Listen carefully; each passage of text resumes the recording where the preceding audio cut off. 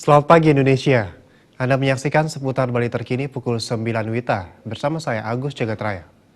Pemirsa, dana desa di wilayah Kabupaten Badung mencapai 339 miliar rupiah telah cair.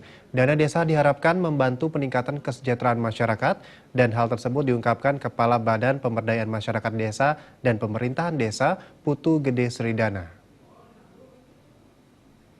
Kepala Badan Pemberdayaan Masyarakat Desa dan Pemerintahan Desa BPMD dan Pemdes Gede Sridana mengatakan, dana desa di Kabupaten Badung yang mencapai 339 miliar rupiah telah dicairkan bagi 46 desa. Dana desa itu akan digunakan desa adat maupun subak di wilayah Badung. Gede Sridana juga menegaskan, dana desa digunakan untuk upaya-upaya peningkatan kesejahteraan masyarakat. Badung dananya yang ke desa cukup besar, yaitu sebesar 339 miliar lebih.